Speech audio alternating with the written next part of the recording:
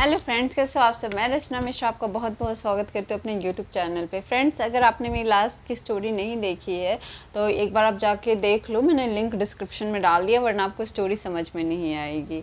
बढ़ते हैं कहानी की तरफ। क्योंकि जो मामा नाना और वो जो कंपाउंडर अंकल थे जो उसको देखने के लिए आए थे, वो लोग जाते हैं ना, वो गंगा की तरफ पे जो तांत्रिक रहता है वो उनके पास जाते हैं, उनसे सारा कुछ डिस्कशन करते हैं कि ऐसे ऐसे। वो बहुत अजीब थी और मतलब कंपाउंडर ने कहा कि बाबा मुझे नहीं लगता कि वो कोई मतलब नॉर्मल बीमारी से मतलब वो पीड़ित है, मुझे लगता है वो प्रेत बाधित है। तो बाबा ने कहा ठीक है, मैं चलता हूँ तुम लोगों के साथ, जा करके देखता हूँ कि आखिर माजरा क्या है।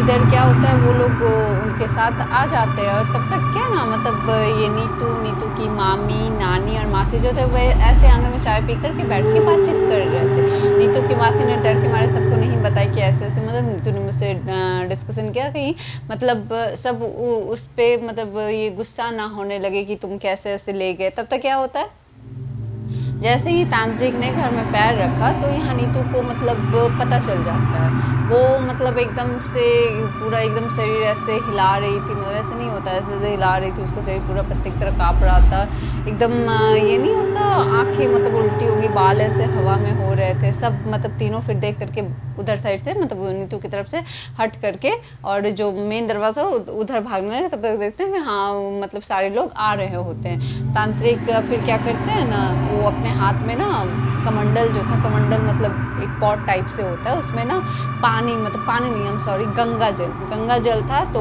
फिर उन्होंने अपने हाथ में लिया, फिर उसमें कुछ मंत्र वगैरह पढ़ करके उसके ऊपर छींटा मारा। बट नीतू को ना कोई भी इफेक्ट नहीं पड़ा, उसको लगा ही वो और जोर जोर से हंसने लगी। तांत्रिक बाबा ने और भी बहुत तरीके से मतलब ये किया, मतलब जो भी तंत्र मंत्र होता है, मंत्र की शक्ति उस पर अप्लाई करी, बट उस पर कोई कोई फर्क नहीं पड़ रहा था। वो बहुत एकदम से मतलब क्रीपी सी हरकतें कर रही थी। अचानक से वो बहुत ज़्यादा तेज़ गुस्सा हो जाती, कहती है कि तू यहाँ क्या कर रहा है, तेरा यहाँ पे क्या काम है, मैं इस घर को छोड़ के कहीं नहीं जाऊँगी, मैं किसी का कुछ बिगाड़ ही नहीं रही हूँ, मुझे एक परिवार चाहिए था, मुझे इस घर से कोई नहीं निकाल सकता है। मैंने अगर किसी का कुछ मतलब बिगाड़ा हो तो तुम मुझे बताओ, तुम मुझे यहाँ क्यों निकालने आए हो, और तुम्हारे तो अंदर इतनी शक्ति भी नहीं कि तुम मेरे सामने खड़े हो सकते हो। मैं चाह रही हूँ इसी के लिए तुम मेरे सामने खड़े हो, वरना मैं कब का तुम्हें खत्म कर दूँ। तुम्हें क्या, पूरी फैमिली को अगर मैं खत्म करना चाहती तो मैं कल रात को ही सबको खत्म कर देती, बट मैं किसी को कुछ हर्ट नहीं कर रही हूँ। तो तुम ऐसी हरकतें करके मुझे गुस्सा मत दिलाओ।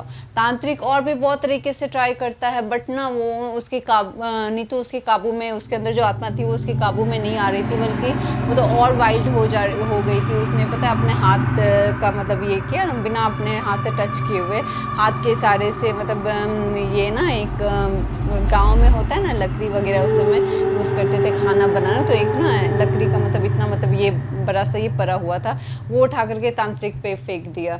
और उसके बाद बहुत तेज़ गुस्सा हो गई और बहुत तेज़ तेज़ हंसने लगी।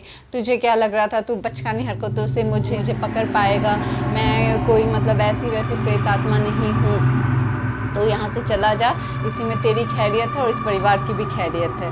और फिर बोला मैं बहुत थक गई हूँ, मुझे अब ना मतलब ये तेरे ना बचकाने खेल से कोई लेना देना नहीं है। फिर अपने नानी की तरफ ना देख करके बहुत इनोसेंट होकर के बोली, मतलब इनोसेंट सा फेस बना करके, नानी प्लीज़ आप मेरे लिए खीर पूरी बना दोगे, मुझे बहुत पसंद है, और मतलब तब तक मैं थोड़ा सा आराम कर लेती हूँ। नानी ने भी डर के हाँ हाँ हाँ मैं बना देती हूँ, मैं बना देती हूँ, तुम आराम करो। फिर पता है क्या हुआ, नीतू ना बेहोश हो गई। नीतू बेहोश हो गई, उसके बाद क्या हुआ, मामा जी उसको लेकर के वो उसके रूम में जाकर के उसको मतलब सुला दिए। फिर इधर तांत्रिक को भी थोड़ी सी चोट आई, फिर उन्होंने बोला ना कि ये बहुत पावरफुल आत्मा है, ये मेरे बस की बात नहीं है। फिर उन्होंने बताया कि गांव में ना कीर्तन हो रहा था, तो रामधुनी समझते हो आप, 72 आवर्स का था, 72 आवर्स का रामधुनी हो रहा था। तो बोले बहुत बड़े संत आए हैं अयोध्या से, आप ना एक बार उनसे जा करके मिलो, वो पक्का मतलब इस आत्मा को ना वो ही काबू कर सकते हैं, ये मेरे बस की बात नहीं है। फिर वो मतलब ये कह के तांत्रिक चले गए। फिर कंपाउंडर ने बताया उनको, और लकली क्या था ना, वो संत जी जो थे, जो संत महात्मा जो थे, वो मतलब मेरे ही घर में, मतलब मेरे हस्बैंड के घर में ही रुके थे। उस समय मेरे हस्बैंड मतलब ये थे 6th स्टैंडर्ड में पढ़ रहे थे, छोटे ही थे, तो उनकी आंखों देखी ये कहानी है। नीतू की मामा जी और नाना जी के, और उस समय महात्मा जी ना गंगा घाट पे स्नान करने गए हुए थे। फिर उन्होंने मेरे फादर इन लॉ को सारा कुछ बताया कि ऐसे ऐसे तो मतलब हो रखा है। तो उन्होंने बोला ठीक है, वो भी आते, फिर उनसे बात कर लेना। एक्चुअली क्या था कि जिनके घर सत्संग था ना, वो उन्हीं के घर आए हुए थे पूजा करने, मतलब रामधुनी जो था उन्हीं के घर आए थे पूजा करने के लिए। मेरे फादर इन लॉ भी गुरुजी को मानते थे, तो गुरुजी फिर हमारे ही घर में आकर के रुके हुए थे और सारा कुछ उनका हमारे ही मतलब घर में होता था। इनफैक्ट पता है वो ना दूसरे के हाथ पे बना हुआ खाना भी नहीं खाते थे। मेरे हस्बैंड ने बताया था कि उनके मतलब एकदम बहुत ज़्यादा उनका फेस जो है ना, नहीं होता एक पवित्र आत्मा वैसे दिखती थी, मतलब वो बहुत ज़्यादा पवित्रता उनके फेस से मतलब ये झलकती थी। वो मतलब ना आप उनके साथ एक चेला रहता था, उनका खाना पीना सारा कुछ वही करता था, वो किसी और के हाथ का कुछ नहीं खाते थे। फिर पता है वो थोड़े टाइम बाद वो गुरुजी आए, फिर ये नाना जी जो थे ना वो एकदम से उनके पैरों पे गिर गए। गुरुजी ने उनको उठाया, बोला कि आप टेंशन मत लो। और गुरुजी को पता नहीं कैसे उनको ये सब बातें पता थी, इसके पहले कि वो कुछ बोलते हैं उसके नाना जी बोले कि आप ना परेशान मत होइए। और उनको ना अपने ना झोला बैग होता है ना एक साइड, मतलब झोला वो कैरी करते थे, तो उनसे ना एक ना माला निकाल के दिया, रुद्राक्ष की माला थी। बोले ना आप मतलब परेशान मत होइए, ये जो है ये बच्ची के गले में डाल दीजिए। और इसे ना माता रानी का एक ना बहुत बड़ा मंदिर है हमारे गांव में, मतलब मेरे हस्बैंड के गांव में, तो मेरा ही गांव हुआ ना। तो उन्होंने बोला ना कि आप जो है ना उनको मतलब बच्चे के गले में डाल करके आपको उसको आप ले आओ, और ध्यान से आप ये माला बिल्कुल उसके गले में डालना, वरना आप ला नहीं पाओगे। वो ना बहुत ताकतवर आत्मा है, वो आप सबके हाथों नहीं आ पाएगी। आप पूरे गांव भी चाहोगे ना तो भी आप पकड़ के नहीं ला सकते। फिर ऐसे ही हुआ, बोले कि आप ले करके आओ, फिर मैं भी पहुंचता हूँ थोड़ी देर में। तो फिर वो नाना जी गए, और भी मतलब ये बातें फिर गांव में आग की तरफ फैल गई। गांव में मतलब क्या होता है ना कि सब एक दूसरे के मतलब पूरे सपोर्ट में रहते हैं। फिर सारा गांव उनके घर में इकट्ठा हो गया। पता है मेरे हस्बैंड कह रहे थे कि 7-8 औरतें पकड़ के लाई थी उस बच्ची को। आप सोचो, 7-8 औरतें पकड़ के लाई थी, फिर भी मतलब वो काबू में नहीं आ पा रही थी। फिर बहुत ज़्यादा वो मतलब वहाँ पे हाइपर हो रही थी, सबको मतलब देख के गुर्रा रही थी, आंखें उसकी उल्टी हो गई थी, वाइट पार्ट जो है ना, वाइट आंखें एकदम से वाइट पार्ट जो है उसकी फ्रंट पे आ गई थी। बहुत एकदम क्रीपी सी स्माइल कर रही थी, बहुत मतलब अजीब अजीब सी हरकतें कर रही थी, बहुत अजीब अजीब क्रीपी से साउंड निकाल रही थी, एकदम गुस्सा हो रही थी। फिर पता है जैसे ही गुरुजी, मेरे हस्बैंड ने कहा कि मुझे बड़ा आश्चर्य हुआ, मैं भूत प्रेतों को नहीं मानता हूँ, बट वो सिचुएशन देख के हम मतलब कई बार होता है ना, हम खुद ही शॉक्ड रह जाते। बोले जैसे ही गुरुजी उस बच्चे के सामने आया ना, वो एकदम शांत पड़ गई, लग ही नहीं रहा था कि अभी इतना हाइपर, इतना ज़्यादा मतलब वो गुस्से में वही बच्ची थी। फिर गुरुजी ने पूछा कौन हो बेटा तुम? तो बोली मैं नहीं बताऊंगी, मतलब वो फिर ऐसे बच्चों जैसे मैं नहीं बताऊंगी मैं कौन हूँ। फिर बोले बेटा बताओ आप कौन हो, तभी तो मैं आपके लिए कुछ कर सकता हूँ। तो फिर उसने बताया ना कि वो ना मतलब आज से ना 20 साल पहले उसकी ना और उसकी फैमिली की गंगा नदी है ना, वो नाव होता है नाव जो चलती है, वो डूबने से ना डेथ हो गई। तब से उस बच्ची की आत्मा वहीं भटक रही है। इनफैक्ट उसको स्टार्टिंग में पता भी नहीं था कि वो मर गई है, उसकी आत्मा है। वो ना स्टार्टिंग में सबसे हेल्प मांगती थी, कोई उसको मतलब देखता नहीं था, इग्नोर करके आगे चला जाता था। बोला कल रात को ये जो है ना नीतू नीतू दीदी बुला रही थी, नीतू दीदी अपनी मासी के साथ आई थी। आत्मा ने कहा ना कि मैं वहाँ पे बैठ के रो रही थी, नीतू दीदी ने मुझे उठाया, फिर उन्होंने मुझसे पूछा मैं कौन हूँ, तो उनको पता नहीं था कि मैं एक आत्मा हूँ। उन्होंने फिर मैंने उनको बताया कि मैं ना अपने मम्मी पापा से बिछड़ गई, मैं यहाँ अकेली हूँ, मुझे बहुत डर लग रहा है, प्लीज़ आप मुझे अपने साथ ले चलो। तो फिर नीतू दी बोली ठीक है तुम मेरे साथ चलो, मैं नाना नानी को बोलूँगी, फिर वो आपको ना आपके मम्मी पापा के पास पहुँचा देंगे। फिर मैं ना नीतू दीदी के साथ इस तरह से हो आई।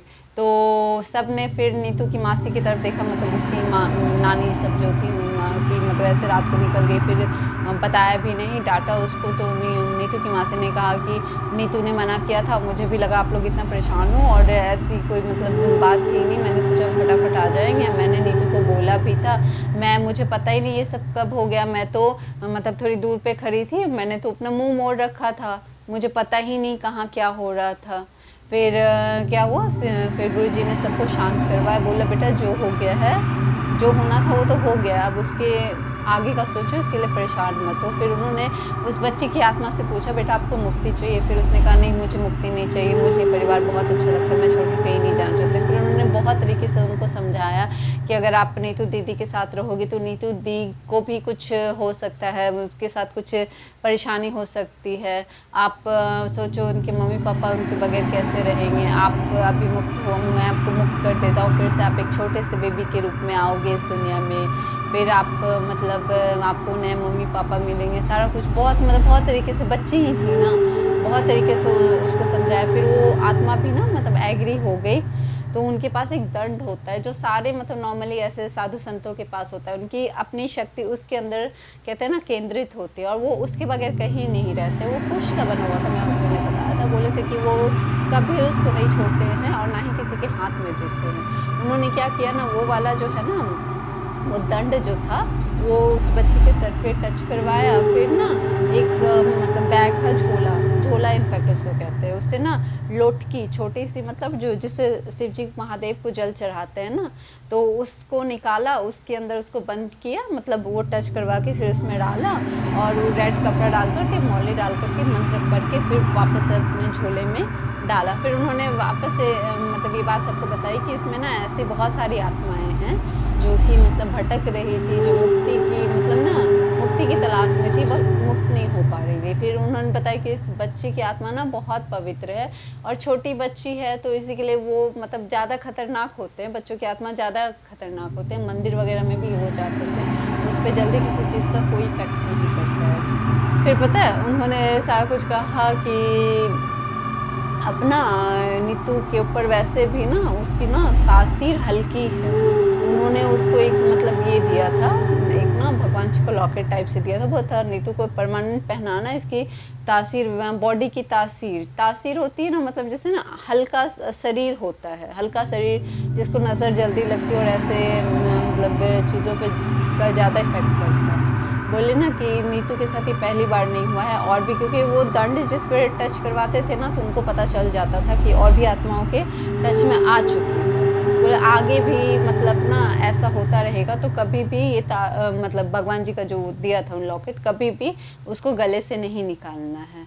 फिर मेरे हस्बैंड ने बताया कि नीतू वहाँ पे आती थी, उसका मतलब नानी का ही घर था, और हमारे ऐसे तो मतलब गोतिया सब में ही वो हमारे गोतिया मतलब कि दूर के चाचा सब होते हैं ना, वैसे ही में आते थे, तो आना जाना था। बट उसके बाद नीतू भी आती थी ना, तो फिर नीतू का भी हमारे फैमिली से कनेक्शन थोड़ा सा, क्योंकि बाद में फैमिली कनेक्शन बढ़ गया तो उसका भी बढ़ के आते जाते रहती थी, का सब कुछ ठीक ही रहा, आगे उसको तो कोई परेशानी नहीं हुई थी।